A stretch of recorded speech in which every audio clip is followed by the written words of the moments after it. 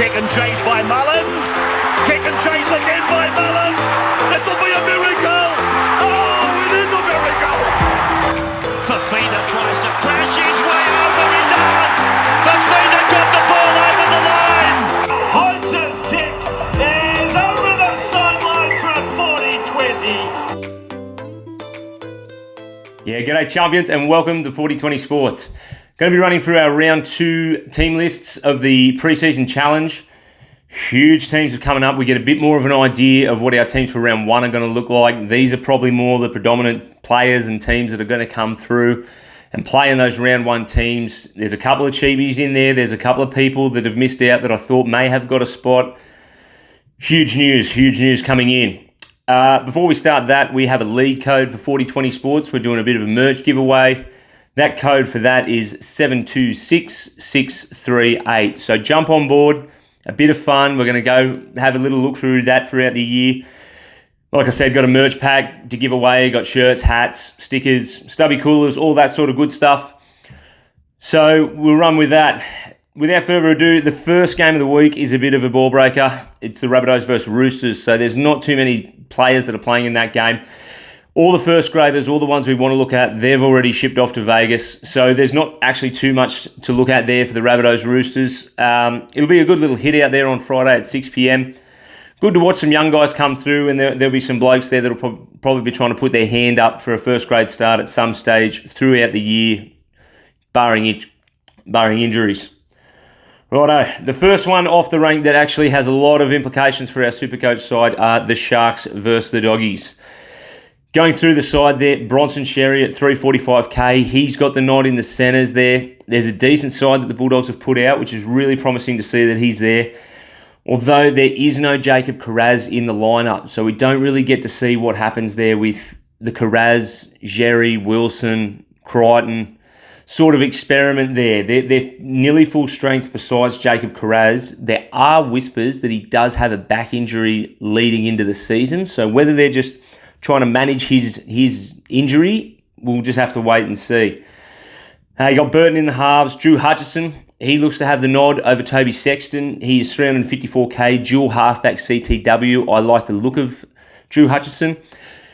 Sort of swept both ends of the field, the left and the right sort of thing. Looked really promising in the round 1 trial in the first half there. Their attack looked pretty good, actually. They were flowing nicely. Drew Hutchison looks like he's going to get the nod there. Toby Sexton is in jumper 21.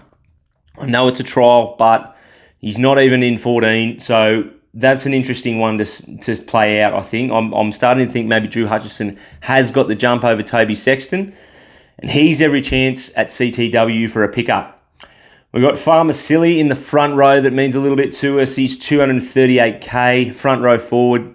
Looking like he's going to start. I'm a little bit worried about his uptick and his output as a front row forward.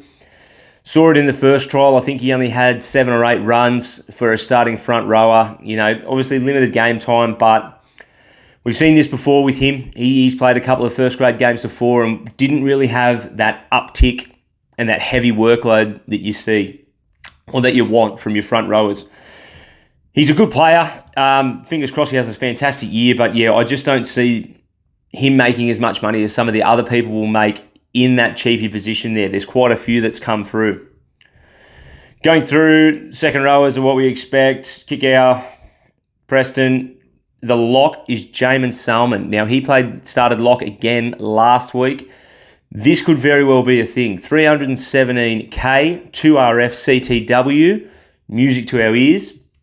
Picked twice now to start at the 13. If he gets the nod at 13 and can play some decent minutes, he's every chance of being a really, really good buy. The only issue that this plays out for us is now Josh Curran has been switched to the bench. If Josh Curran comes off the bench, he's probably going to average, if not go worse than what he did last year. So he's probably a no-go, old Josh Curran. But Jamin Salmon, I like the look of him. He only had 2 games at 80 minutes last year. That was over the Origin period. 54 minutes in a game a bit earlier in the year. He scored in all 3 of those games where he collected minutes. So maybe he's some form of try-scoring freak. I'm very unsure of that. But he does have a bit of uptick. 54 minutes last year, 40 points. The 2 games where he got 80 minutes, 93 and 57. Albeit he did score tries in all those games, but he wasn't working as a middle. He was on an edge there. So, one to look at. I think he can make a lot of money. 317k, beautiful. I'm thinking of chucking him in. He is probably a better bet than Hutchison, I think. Just, we'll have another look at him, see what his work rate is. Sam Hughes, 238k. Everyone's very keen on this young man, front row forward. Coming off the bench, I'm not too stressed out about that. He ran for 160 metres coming off the bench last week. Was denied a try, only just missed out on one. Looks the goods. Looks the goods, I think. If he only gets 35, 40 minutes, he'll still make us some cash. Lock him in. The Dogs are skinny up front, I think. Max King, their bench is bloody skinny. If that is what they're going to run with as a bench, Liam Knight is missing completely. So people that were keen on him, he was a jewel. Please scrap him. If he comes off the bench even, he's probably even not a look. But the fact that he's not even in the side, maybe there's something going on there with an injury. But yeah, Max King, if that's what they're running with, Farmasili, and then a young gun in Sam Hughes, Max King could be set for a huge year, could have huge minutes. We all know he's a workhorse. Apparently last year he was running with a bit of an injury as well. So nothing but an uptick for Liam Knight. Onto the Sharkies. Look, the back line for the Sharkies is exactly what we'd expect. Kennedy, Katoa, Ramey and Talakai and Mulatalo. We were hoping Talakai would get a run in that second row spot, leaving Kyle Iro there, but I don't think that's going to happen. Braden Trindle, Nico Hines in the halves. Be interesting watch for people who are keen on both. Nico Hines owners, how much ball does Braden Trindle take off him? There was a fair bit of that going on in the All-Stars game, but Nico Hines is all class. He's kicking goals. There was a bit of, everyone was losing their shit a little bit over the fact that Trindle may be taking the goal kicking off him. Not to be by the looks of it. And for Braden Trindle owners, everyone will be scratching their heads, having a bit of a look at him. He's pretty well priced for the year. 5'8", he's worth an option. If you're looking to go a mid-ranger, a cheapie, or a mid-ranger gun, 2 mid-rangers, Trindle's every bit a look. In the forwards, they're pretty much the same as well. I did see Oregon Kafusi. Looks like he's going to get a start there for the week. 342k, front row forward. Played really well last week in a losing side. Had a good offload that set up a try to the hooker, Berrells. He is running at a points per minute at 0.9. And he is a guy that is a 40-minute or less player. Now, for blokes that are 40 minutes or less, you kind of want that points per minute up around the 1.2, 1.3 mark. So I don't really see him getting any more minutes than what he is getting at the moment. I see him as maximum 40 minutes, but maybe they see something in him this year. We'll wait and see. Other than that, there's not too much going on there. Teague Wilton, Brinton Nakora, we know they were going to be the second rowers. Cameron McInnes looks to get the 13 jumper again. Dale Finucane not around yet either, but one to look at. Toby Rudolph, a couple of people were keen on Toby Rudolph. I think if he starts on the bench, probably not to be. We've got the game over in Fiji, the Storm v the Knights. The backs for the Storm, Pappenhausen, Warbrick, Smith, Meaney, Coates, Pezzett and Hughes. Now, this is huge. Pappy's going back-to-back trials. Massive news, awesome news for Ryan Pappenhausen. Looks like his leg injury, thing of the past, hopefully. The only issue is that in round 1, Pappenhausen wasn't kicking goals. This hampers him a little bit in his scoring ability. That probably denies him 10. Well, the Storm could score fucking 50 points a game if they wanted to on any given day. But I'm saying around an average of 10 points a game, which does hurt him a little bit, but he is still awesome value at what price he's at. The other one is Failogo is nowhere to be seen. I'm not sure if there's an injury or they're just leaving him out but that's good news that Pappenhausen looks like he's going to get the whole hog at 80 minutes there for round 1, which will be good. Nick Meaney at 694k, dual CTW fullback. I'm not a fan of Nick Meaney at the centres. That's where he's positioned at now.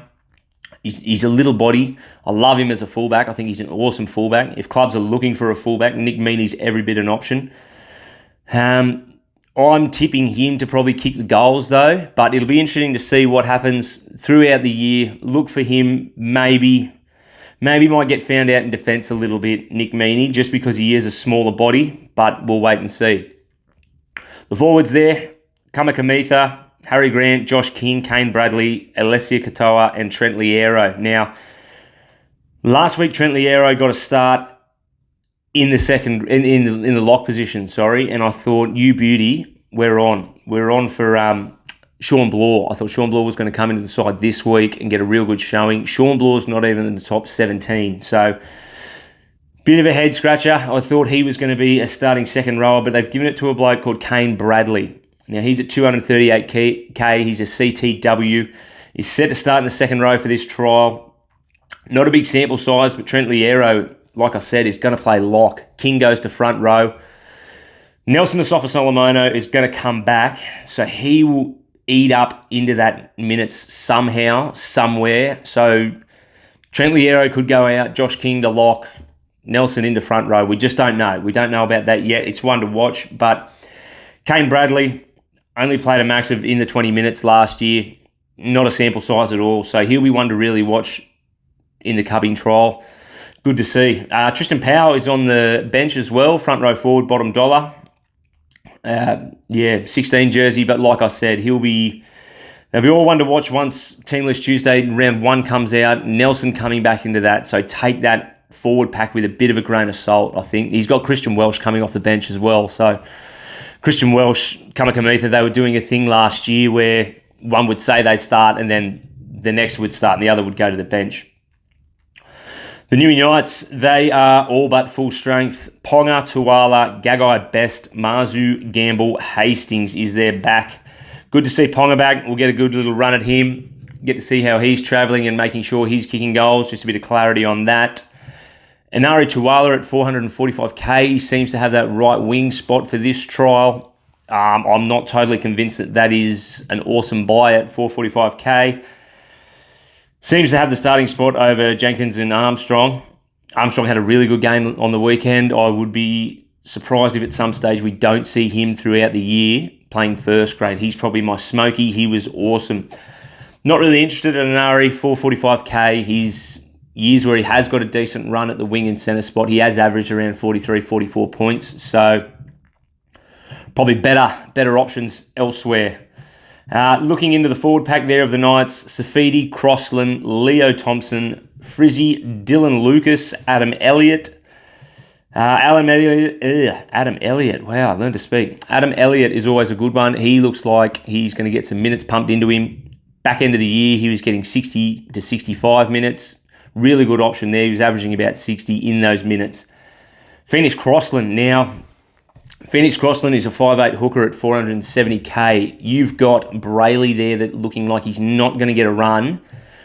I've heard he's going to miss round 1, but there's potential there that he's not coming back until round 3. If you were going to take a punt on Phoenix Crossland being the guy there, or you were looking for a quick little cash grab, it's risky because Brayley's every chance of playing round 2, round 3, so I'm not massive on it. But a guy we've got to look at is Phoenix Crossland. More so in the 5'8 role, I think. I think at 470k is probably not a look at hooker. But, yeah, if Brayley is out, the last 13 games, when he got minutes into his legs, Crossland, and he was playing 80 minutes to hooker, even 60 minutes plus, I think I've got here, he was averaging 57 points. Now, if you can get 57-point average off a 470k 5'8, that's every bit of look, I think. Just be one to monitor. Also know Brayley has had a shocking run with injury, so he could go down at any stage. If you're looking for a guy there, fingers crossed, you never wish an injury upon anyone, but if Crossland gets a start there and he plays there, he was playing phenomenal football towards the back end of the year. Every bit of look, I think. Dylan Lucas, starting second row, will be interesting to see what side of the field he ends up on. He was on the left-hand side during the trial last week, got a double, looked awesome working in with Hastings. There is just an issue of Tyson Frizzell. There was whispers he was going to the left-hand side. Hopefully Frizzy stays over to the right and Dylan Lucas gets that left-hand edge and we can lock him in at CTW. He's 500k, CTW second row. He looks like the premium bloke to have in our CTW if he is playing even 60 minutes at second row, I think. He's got amazing upside. A stat, New South Wales Cup last year, him playing second row, 12 games, 11 tries. So Not just a flash in the pan, the man can score tries. The next guy that I want to talk about there is on the bench, Kai Pearce-Paul, 345k, 2RF. I watched his highlights of his time at Wigan there over in the UK Super League. He is a fucking gun. He is a freak. Sonny Bill Williams reincarnated. He digs into the line, gets one arm, offloads all the time, runs the ball hard. He's still only super young, so he's still probably got a little bit to fill out on him, but he looks really, really good, and I want to see how many minutes he gets. There is also a question around, in saying that, Dylan Lucas, if he does get that starting spot, Kai Pearce-Paul's every chance of eating into some of his minutes, so we need to watch that one pretty carefully. Righto. Next one, we've got the Warriors-Dolphins. Warriors back line is Tuapiki, Watene-Zelezniak, Berry, Tuivasa-Sheck, Montoya, Metcalf, Johnson. There is a bit of news floating around that Chance Nickel-Klokstad will not be right for round one. Whether they move Roger Tuivasa-Sheck, 539k at CTW by the way, whether they move him from centre into fullback, I don't think they will. If he's there all year long, their plan is to have Roger at centre. They're not going to shift him into fullback for 1 game, 2 games. So please don't pick Roger Tuivasa-Sheck based on the fact that there's a whisper he may play fullback. He could very well, and he could brain it. But Tuapiki is quite a good football player. Had a game there last year. I'm not looking at him because Chance Nickel-Klokstad will be back. But Roger Tuivasa-Sheck at CTW looked awesome last week. If he can keep that consistency going, keep that intensity, that'll be the issue with playing in centre. Whether he can keep that up all year and playing against good defensive sides, good defensive sides, also good attacking sides, to see how his defence really sorts out. It's a tricky little spot there, the old centre position. Metcalf and Sean Johnson look to be the pairings in the halves there. 483k for Luke Metcalf. Look, I'm not huge on Metcalf. He had a decent year last year without being phenomenal. But again, 5'8", people are scrounging to get their 5'8s right. If you're looking, I'm not going to turn you off it. I think he's a good buy without being great. If you're a Warriors fan, you want him, there'll be no issue there. He will average around that 40 to 50 mark. But there's probably better options. In the forwards, we've got Wade Egan there, 571k. Big one for him. Lussick is on the bench. I know this is a trial. It'll be interesting to see, but if Wade Egan doesn't get 80 minutes at hooker, he's probably a no-go. His points last year were heavily dominated by how many tries he scored. He scored 1,000 tries, so I'm probably looking elsewhere. Good to see Kurt Capewell there for the first hit out. You got Fanua Blake, Egan, Barnett, Ford, Capewell, Harris. On the bench, Lussick, Niokora, Tavaga, and Bunty Afoa. That rounds out their 17. Backs for the Dolphins. Hamaso, Isako, New, Farnworth, Bostock, Katoa, and O'Sullivan. Good to see Hammer in the fullback role. We got a sample size of him for about 5 minutes in the All-Stars game. He busted about 5 tackles to get out of the in-goal. Looks every bit a winner this year. Tessie New and Jack Bostock seem to have the trust in Wayne on that left-hand edge there. Tessie New's been playing phenomenal in the trials. He's been absolutely awesome. He looks like he's got the wood over Avarillo. I kind of see Avarillo as the perfect 14. He can fit in anywhere from 1 to 7 and can play hooker. They've also got a bloke, Nikorima, that can probably do the same thing, but I like Avarillo as a 14. I think he's a phenomenal 14. He is that good at coverage for your side. I think you'd be mad not to go him there and give Tessie New the jump at centre, which looks like Wayne is going to do. So those who were keen on Avarillo, I'd probably put a line through him if he's coming off the bench there. Bostock, 314k, I think should be in everyone's team. If Tessie New is having a fantastic year, he will give Bostock some good ball. He is a giraffe, old Bostock. If they can figure out that they just got to kick to the man, he should be able to overjump nearly every winger in the competition. 314k, I think he's a must. He looks good. You don't have to play him, but he will grow in cash and he will be a good little go for you. The forwards, Jeremy Marshall-King, very popular. Don't freak out about Donahue on the bench. It sort of looks like Wayne doesn't give a shit about the bench at the moment. He's just put anyone in any position there. They're not really named. If that was the case, their 14 to 17 looks absolutely horrendous. But yeah, he'll be one to watch anyway. It'll be interesting to see what his minutes sort of look like. Old Jeremy Marshall King. But, he's probably not going to pay 80 anyway. So you'll be looking out for that round 1 team list Tuesday to see whether there is a Donahue or someone else on the bench that can take some minutes off him. In the forwards there, another one is Aitken at second row. Could be a chance there. Bromwich, Flegler, Kafusi, Aitken, Gilbert is their forwards. Ewan Aitken at 579k. He is a CTW only. Look, his averages that I pulled up that when he was playing second row were 55-point average. So he's probably not a guy that's going to make you a heap of cash, but what he is going to be is he's going to be reliable and he's going to get decent scores week in, week out. The 2 years there he was playing in the second row, he got a low score of 34. So if you kind of got that money there, about 580k, and you're just looking for a guy that is going to get you 50 points and you want that from your team, I can't see a reason why you wouldn't go it. Could possibly pick up 2 RF duels, but again, there is that many that we've said so far even. Do you go with Ewan Aitken? Maybe, maybe not. Look, I can't turn you against it. Manly Broncos is the next one. Again, their first grade side's off to Vegas. Not a real watch here. Tuafafa'a Sipley's playing, but that's only because he's suspended. Yeah, not a great deal to look at there. Dragons versus the Tigers. They're off to the bush. They're out to have a hit out over at Mudgee. It's always good when they send the games out to the bush. The back team there for the Dragons: Sloan, Lomax, Suli, Bird, Ravalawa, Flanagan and Hunt in the halves. Lomax on the wing didn't really excite me as much as I thought it was going to last week. He didn't really have a massive impact. He still tried to do all that stupid shit that he does sometimes on the right-hand side there. Maybe it's an experiment that he grows into a position in the year, starts taking a few more runs. But yeah, I wasn't a massive fan of it. Jack Bird inside of him was really good. He was taking a lot of carries, broke them up the middle as well.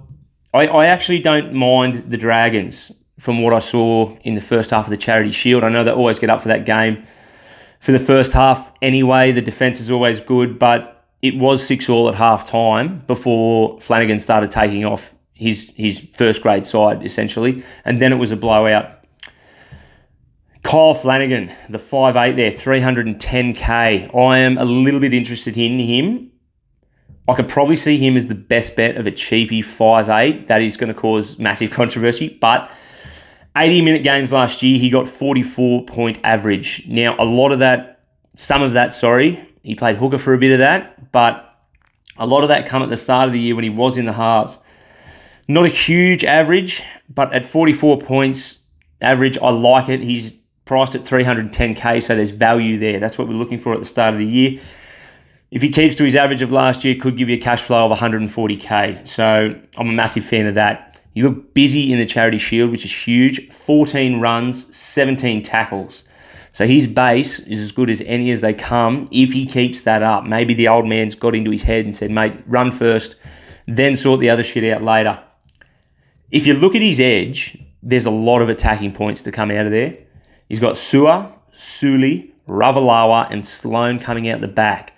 Even if there's a potential there that Sloan goes missing and Lomax will move into the fullback spot, that's still a lot of attacking upside there. Whether Flanagan's the man to sort that out, I'm unsure. But at 310k, his job security is awesome. No one's taking his spot. I am massive on him. I think he's every chance of being the best cheapie option in our 5'8" position. The forwards there are Molo, Little, Laurie. Eisenhuth is an interesting one. He's got the nod. He is 2RF, CTW, well priced in the 300k. The only issue is Raymond Faitala-Mariner. I will not be shocked if by round 1 Raymond Faitala-Mariner is starting and Eisenhuth then moves to the bench. Good one here is Viliami Fafita. He has got a bench spot for this trial. That's awesome news for people looking for a bottom dollar cheapie, 2RF front row forward, having our side at the start of the year. The only issue is that Harm Saleh is still yet to come back, and he's tipped to maybe even getting a starting spot. For the Tigers, we've got Buller, Staines, Olam, Toa, Tupu, Sullivan, and Caesar as their backline. Look, I like Olam. I'm worried now that he's in a Tigers position. He looks the goods in CTW, always has. Whether they give him dominant ball, they haven't really had a dominant a dominant centre player there for quite some time. Maybe they might feed him a shitload of ball, but he's also quite expensive for the risk in the output there, so I'm leaning towards no. Jaden Sullivan at 391k, halfback 5'8", had a pretty quiet game on the weekend. Points were limited in that game, albeit the Young Gun Warriors, their defence was really, really good with a man down as well. So that's probably a sign for concern.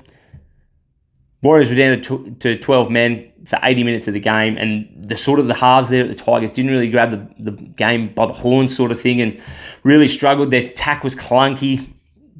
Bit like this podcast, to be honest. All right, Aiden Caesar at 345k. A lot of people were keen on him. Halfback 5'8" dual. Scored a nice try backing up through the middle. He started that shift off to the left. Looked the goods, but his output is right down. If we're looking at a Kyle Flanagan, 14 runs, 17 tackles. Aiden Caesar, 2 runs for the whole game last week. I know trials, trying to get the game movement going, trying to get some combinations going. He probably didn't have the objective of tuck it under the wing first. He's not that sort of a player. But the worst thing that's going to kill him is that his goal-kicking duties have been given to Api Coruscant. Massive for Api Coruscant owners and blokes looking for Api Coruscant. 572k hooker. Yeah, Caesar not having those kicking duties has really turned me off him. Also, the buy in round 1 is going to hamper him as well. There's also an option that if you do go a cheapie 5'8", not really producing, Caesar comes out and brains it the first 2 weeks of his, you may get a little cash rise out of your cheapie before switching to Caesar, but then that's a bit of a sideways and risky trade. But if that's what you wanted to look at, that would be the only reason I'm looking at Aiden Caesar, watching his first 2 games and flicking a 5'8" cheapie that isn't producing into possibly him producing. But again, very likely I'm going to be doing that. We'll get on to Appy, 572k hooker, 80 minutes, kicking goals. I'm in. I'm sold. I don't care about the buy 1 round. I'll sort that out. I'll run a cheapie there. I'll take the hit in round 1. I'm pretty much sold on Appy. The last 6 games last year, he kicked goals. He was scoring an average of 72 points for those games. He had a massive 120 rolled into there, but he was very consistent throughout all those games.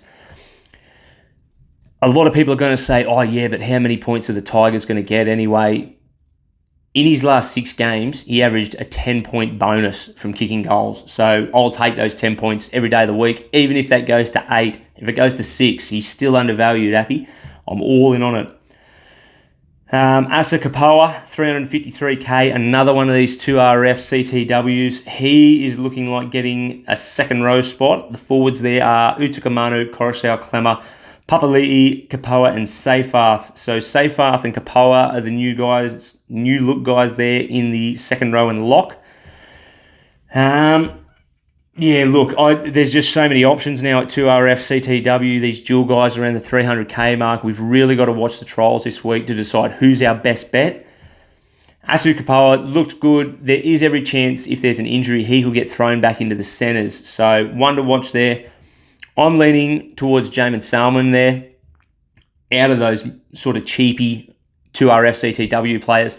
Hopefully we get a bit more of a sample size from Kapoa. And if he shines, then we'll be going for him. Seyfarth's another one. He scored a good try on the weekend off Appy. If that's a combination that looks good, he's also cheap. Stuck at 2RF, but a cheap option. One to look at. On the bench, a guy that impressed me was Samuela Fainu. Now, got sin-binned for a dangerous tackle, and he is on report, so it'll be interesting to see what comes back of that. 263k, he's 2RF, has a round 1 bye, but his output and his defensive effort is really, really, really good. I'm massive on this guy. Looks like a good line runner out on that edge, was dominated his opposition in there. Will be interesting to see how it works Bateman to come back, Papali'i, obviously an 80-minute second row forward. So we'll wait and see. I'm probably not going to start with him, but I will be watching the Tigers games very closely to see what happens with him. If you take out his 10 minutes in the bin, his Supercoach points, he scored 48. 9 runs, 27 tackles, 1 tackle bust, 1 offload, 1 line break in very limited minutes. He probably missed out on another 5 to 10 minutes with him being out there, being in the bin. Being in the bin obviously takes 10 points off him, so he still gets 38 at 263k. I love that. We'll take that. The Canberra Raiders. Now, Chevy Stewart has been arseholed. He's been rissoled out to the bench. Everyone will be shitting themselves watching that, but Albert Hopewadi starts. Huge worry. He was our 200k guy in the back there that we thought a set and forget. Even if you weren't going to play him, everyone was going to have him. But they are looking at Hopewadi, Asamoah. He's a cheapie. Not really sure about him. Haven't seen too much of him. Timoko, Schiller, Savage, Weeks and Strange. We're no closer to seeing who gets that 5'8 spot between Strange and Weeks. It is looking like Ethan Strange probably won't play in the centres there. Schiller fucking brained it on the weekend. He's 238k CTW. I'm interested in Schiller. I think he could get the nod at centre. He had an 83-point Supercoach game on the weekend, so one to watch. Very interesting one in their forwards. Their forwards take that with a grain of salt. Tarpanay not in. Danny Levi, 238k, gets the nod at starting hooker. Was their first choice last year before injury. One to watch. Another one, Morgan Smithies at 345k, 2RF. Get first look at him. Worried about Tarpanay coming back. We'll just have to see what happens there. Other than that, their front row forward and second row forward rotation could be absolutely anything. Next up, we have the Cows taking on the mighty Parramatta Eels. Sorry, no, we don't. We've got the Cows taking on the Canberra Raiders.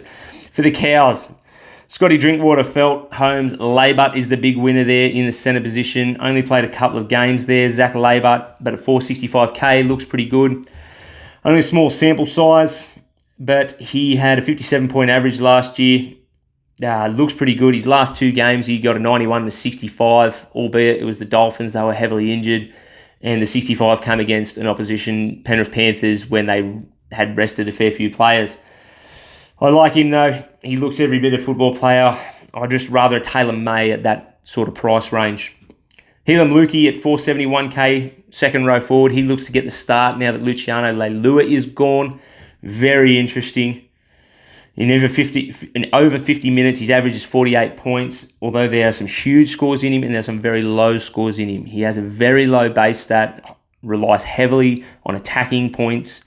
In saying that, he has got them. He's got them in spades. Ruben Cotter, 2RF front row forward, 542k. A lot of people are looking at him, very interested. Wasn't as interested if he was going to play front row. Now that he is penciled in at lock for the trial, has a points per minute of 1.0. If he can get 65 minutes playing lock at an average, we're looking at 65 to 70 points for him. He's the value front row forward spot for me this year. I was worried that there wasn't enough upside in him. I talked about that. But looks the goods if that is the case for him getting that spot. The forwards there, McLean, Robson, Taumalolo, Hailemuki, Nanai and Cotter. Nanai, not really an option unless he is going to score 17 tries again like he did the other year. Titans, Eels. Titans, Keanu Kinney, Khan Pereira, Kelly, Brimson, Sammy, Foran, Boyd. Pretty much what we expected there. Interesting to see AJ Brimson. He will get the CTW fullback duels. Watch out for that. Keanu Kinney is a watch only, I think. He is strictly fullback, so I'm concerned. I wish he had the CTW, then he'd be interesting. But yeah, other than that, we know what you're going to get from Khan Pereira, 100 or 14. Forwards, huge news. Keenan Palacia looks to start at front row for this trial with Tino going to the bench. You've got Fodawaker, Verrills, Palacia, Alec, Fermor, and Fa'asumalawe. Fermor hopefully gets that left-hand edge for a couple of games without Fafita there, and we can run with him. Look, Keenan Palacia, I am massive on. Towards the back end of the year, I think he was averaging 50 points in about 6 or 7 games where he started getting some good minutes. His dual He's tipped to start if this is correct. Fingers crossed he will be in my side, and it should allow me to have a gun like Payne Haas, or even, probably not Tino, probably not too many Titans, but Palacia matched with Haas, I'm massive on. For the Parramatta Eagles, Clint Gutherson, Micah Sevo, Penasimi, Bailey Simonson, Russell Brown, and Moses. It'll be good to see the halves back. Everyone is looking at Brown. He looks huge. Not too much there in the back. We all sort of knew that was going to end up the way it was. The one, Sean Russell was kicking goals last week. I don't expect that to continue. Mitchell Moses. The forwards, Campbell Gillard, Joey Lussick in hooker. Huge news, him getting the jump over Brendan Hands. They did see Joey Lussick last year. Once he come from Super League, jumped straight in there at number 9, and they trusted him with 80 minutes. He's 20k cheaper as well than Brendan Hands, so fingers crossed he gets the watch. Sean Lane, another look at. It'll be interesting to see how he goes with Dillbags. They have an awesome little thing going on the left-hand edge, so hopefully we see a little bit more of that. Cartwright, Hopgood, we know what we're going to get from there. Wiramu Greg comes onto the bench. Kelma Tuilagi had an awesome game against the Raiders on the weekend. A couple of line breaks. Try, contribution. He looks to have scored himself a bench spot. Probably not looking at that unless he gets a starting spot. The big one there is Ryan Madison, 18. We'll have to see what happens there with that. But again, just a trial match. Righto, that's about all we've got for today, lads. Again, our league code is 726638. Please jump on. Also, follow us on Instagram. We've got the social there. I'm going to put a little link down the bottom there so you can have a look. We've got a heap of stuff coming onto there. And thanks for tuning in, guys. Take care. Cheers.